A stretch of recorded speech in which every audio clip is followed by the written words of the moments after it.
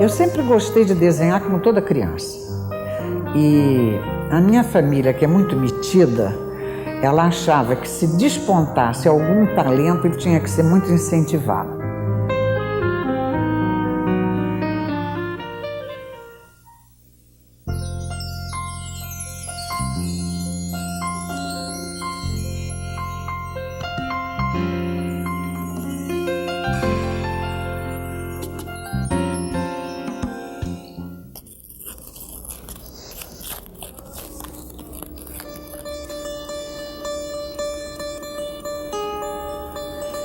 Eu fiz a Escola de Belas Artes por uma imposição de meu pai. Ele achava que se eu quisesse seguir uma carreira, uma atividade artística, eu não podia ficar flutuando de ateliê em ateliê. E concomitantemente eu fui aluna do Axel Leskoschek, que foi quem me iniciou na xilogravura. Porque na Escola de Belas Artes não tinha aula de gravura. E ele era um professor excepcional. Entre a xilogravura que ele me ensinou e a didática, eu aprendi muito. Ele era uma pessoa especial.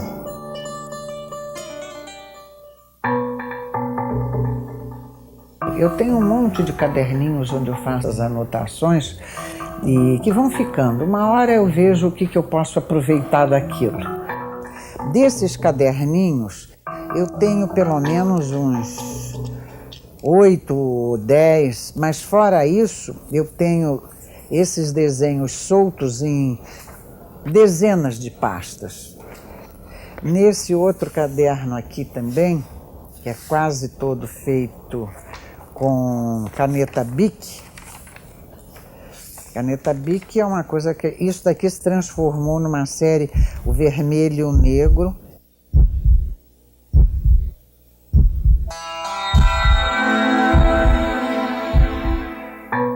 Quando eu começo a pensar numa gravura ou numa aquarela, eu começo pelo desenho. Eu não sou uma gestual. Eu começo por um esboço estruturado. Mas nunca, raramente a coisa vem pronta completamente. Ela vai se formando. E nessa formação, nesse desenvolvimento, acontecem alguns acasos que eu não tinha sequer previsto, que são sempre uma surpresa agradável, e às vezes nem tanto, né? E que eu incorporo ao meu repertório. É por isso que tem que ter muita concentração e muita atenção, para você perceber o que está acontecendo para além da sua vontade, ou pelo menos do seu projeto inicial.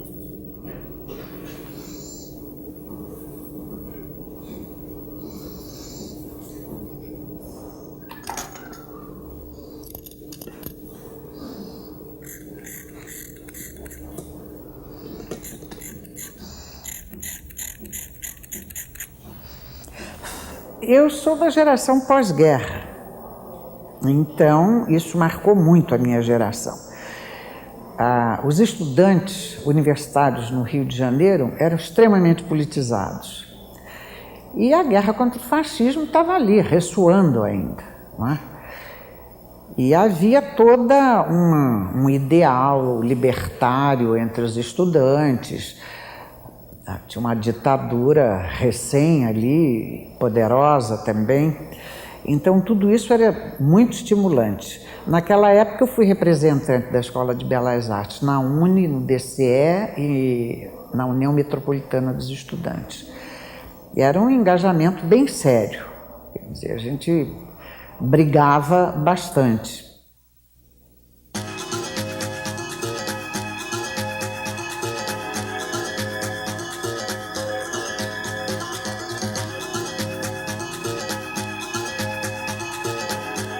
Todas as gravuras que eu fiz nessa época, elas eram muito desse cunho realista. Elas, nem sei se eram muito protesto, porque depois a gente pode fazer uma certa crítica, mas era uma denúncia, no mínimo era uma denúncia. Aqui, por exemplo, você vê, nessas 3 gravuras, são os retirantes, os camponeses sem terra. Eu fiquei muito tempo trabalhando na Estação do Norte, aqui em São Paulo, vendo a imigração. Em 1951 foi o grande êxodo dos nordestinos para São Paulo. E então algumas cenas eu vi aqui, por exemplo, o Pau de Arara, aqui já é o saque, que houve uma série de saques aconteceram na época da pior seca. Aqui tem uma cena da Estação do Norte. Eu trabalhei muito, fiz muitos desenhos e eu acho que são cerca de 20 gravuras dessa série. Alguns chamam de realismo socialista, outros de realismo social, outros de realismo. Essas nomenclaturas são todas muito duvidosas. Mas foi uma época muito fértil e que eu acreditava muito nisso. Essa coisa do professor é muito importante. No Brasil é fundamental. A mídia dá informação, quem faz refletir é o professor.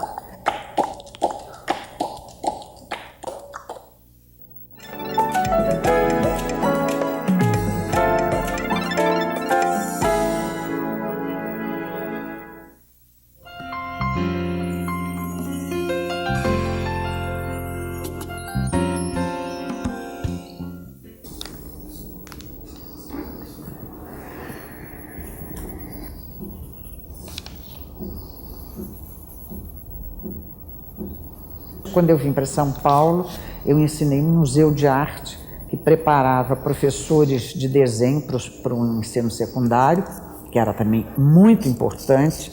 E esse curso foi muito interessante. Foi fundado por Flávio Mota, que é um professor de História da Arte maravilhoso, que depois foi meu colega na Faculdade de Arquitetura. E esse curso gerou a Fundação Armando Alves Penteado. Eu comecei a ensinar, eu ainda era estudante. Preparava os alunos para o vestibular de arquitetura e da Escola de Belas Artes. Uma por razão econômica, que eu precisava me manter, e primordialmente porque eu acho que no Brasil quem sabe alguma coisa tem que passar para frente, seja lá o que for. Isso era uma coisa que me fascinava muito. Se você tem a chance de ter feito bons cursos e ter lido e ter livros, você tinha que passar para adiante. É uma coisa impressionante. Se uma pessoa fala uma palavra errada, eu corrijo. É uma chatice, porque fiquei com essa síndrome do ensino. E isso é super importante, porque não é só você passar um conhecimento formal, é passar uma atitude de vida. A litografia não é um processo de gravar, não tem sulco nem relevo. É um processo químico. O que eu estou fazendo aqui, com esse lápis, é colocando gordura na pedra. Cada matriz é sempre feita com lápis preto, para a gente saber o que está fazendo, preto e branco. A cor é decidida na prensa. Tá bom?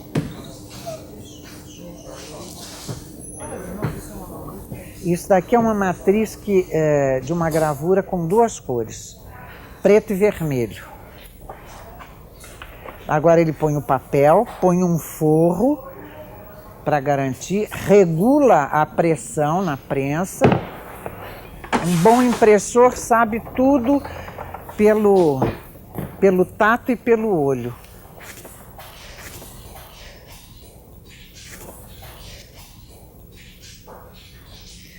Pronto, está impresso. Então, aqui essa prova, eu preciso dessa prova, porque todos esses contornos aqui vão servir de orientação para a segunda cor, que é a segunda matriz, que vai ser em vermelho. Então, eu preciso para que o registro seja bem fiel, para que não haja deslizamento de registro.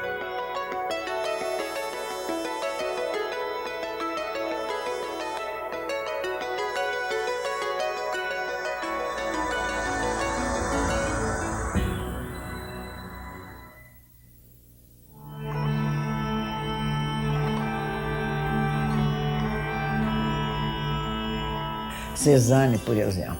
Eu vi muito Cézanne. Era uma coisa incrível que ele propunha, desde as aquarelas da pintura. Velázquez, eu sou capaz de ficar uma semana inteira só vendo Velázquez, de manhã até de noite. Rubens, nem pensar. Tiziano é enfim, Olha, não há um pintor do Renascimento, até da Idade Média, passando pelo Renascimento, pelo Barroco e até os artistas do Rococó, os impressionistas, os expressionistas, eles povoaram a minha formação. Eu era muito atenta a essa transmissão de conhecimento.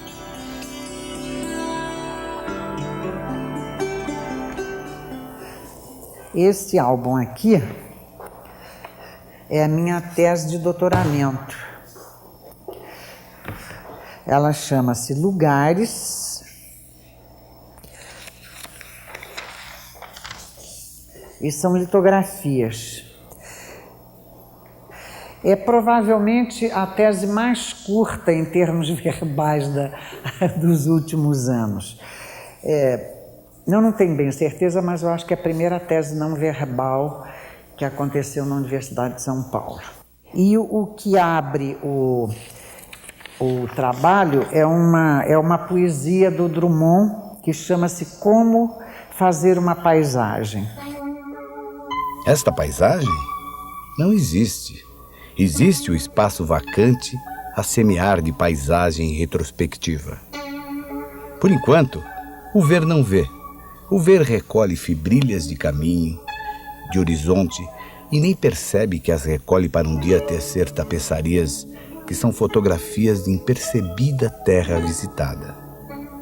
Paisagem, país feito de pensamento da paisagem, na criativa distância espaço e tempo, à margem de gravuras, documentos, quando as coisas existem com violência, mais do que existimos, nos povoam, nos olham, nos fixam. Contemplados, submissos, delas somos pasto, somos a paisagem da paisagem. A paisagem é um lugar e é um espaço, ao mesmo tempo. Aqui de novo comparece um rebatimento, como se fosse uma planta, né? Essa é uma paisagem que eu vejo da janela da minha casa. Esse trabalho foi um trabalho muito interessante, para mim foi muito interessante, porque, primeiro por causa da posição, eu acho que um artista se ele está inserido na universidade, ele tem que se apresentar com o trabalho para o qual ele foi convocado, não é? Eu não posso dar uma aula de física, nem de matemática, nem enfim, de coisa nenhuma que não seja da minha experiência e formação. E essa era basicamente o meu desejo, quer dizer, era um reconhecimento da universidade da inserção dos artistas nela, que era uma coisa super importante. E era uma coisa complicada, porque era muito novo isso na universidade. Mas por circunstâncias muito especiais, eu já era professora efetiva quando eu fiz o mestrado e o doutoramento, minimamente eles não podiam me reprovar. Ou se me reprovassem, eu não poderia sair da universidade. Então eles teriam uma coisa anômala, uma professora reprovada dando aula.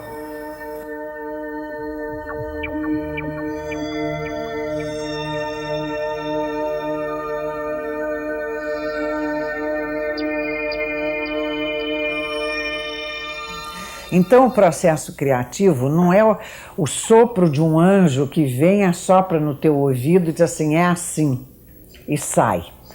Porque o artista não é só um transmissor, ele trabalha muito antes, durante e depois.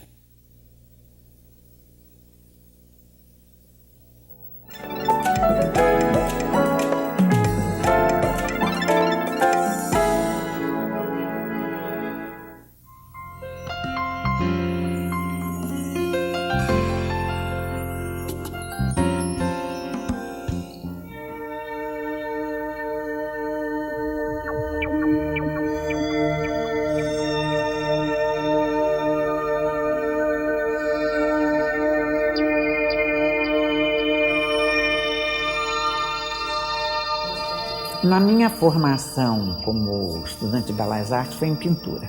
A cor é importante para mim.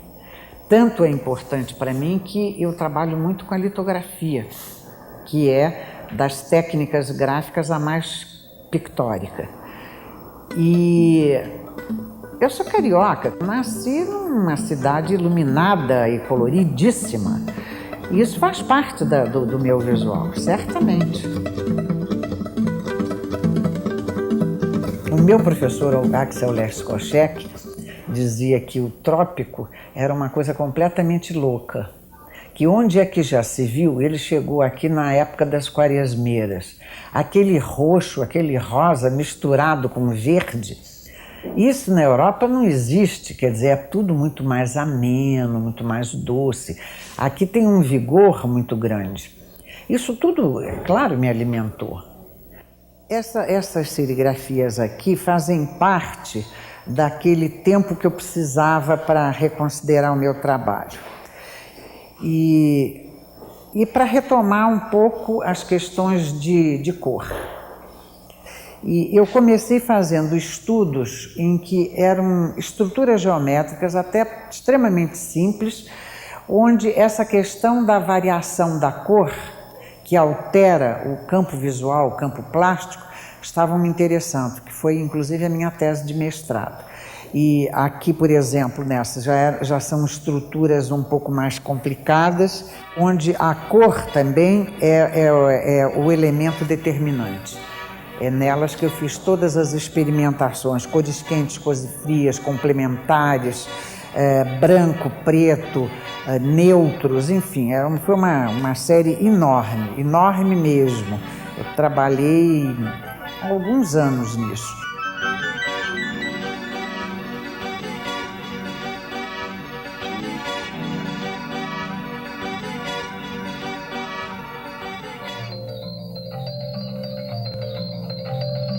A aquarela ela é constante no meu percurso, ela aparece sempre.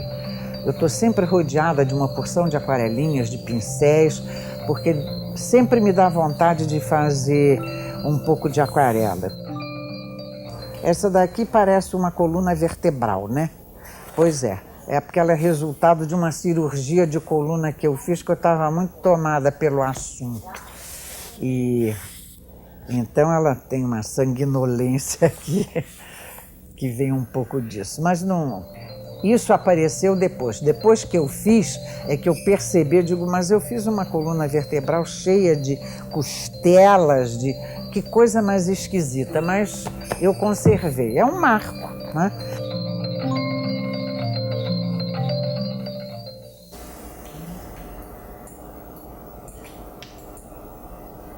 Que matéria linda. Essa parece uma matéria litográfica e, ao mesmo tempo, uma matéria de gravura em metal.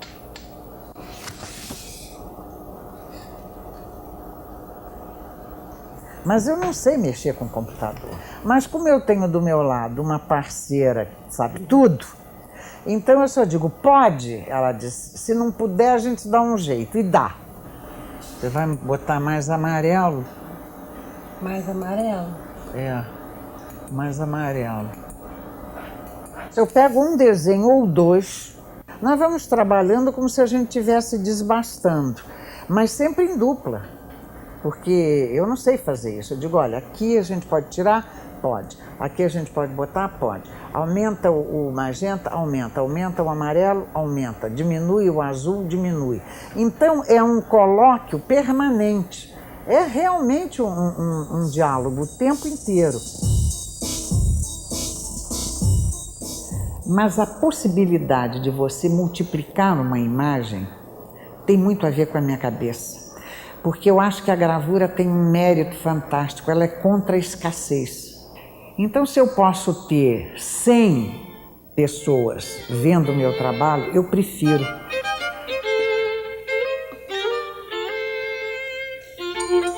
Eu me dedico a várias técnicas porque eu sou basicamente uma pessoa curiosa. Porque além de eu fazer aquarelas, gravuras e tal, eu sou uma leitora compulsiva. Então, assim como eu faço com muito prazer todo esse meu trabalho e com a curiosidade de saber que eu estou entendendo o processo e conseguindo resultados que enfim, que eu gosto e que estão me ampliando, como na leitura também. E eu acho que isso daí influi um pouco na minha maneira de atuar no meu trabalho.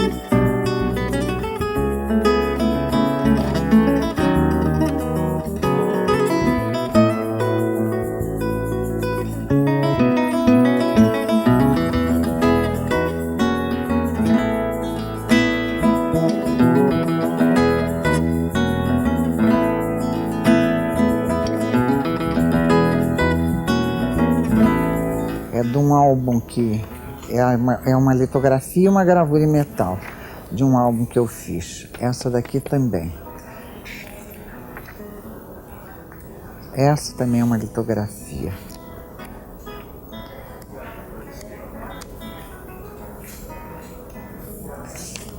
Essa foi uma gravura em metal.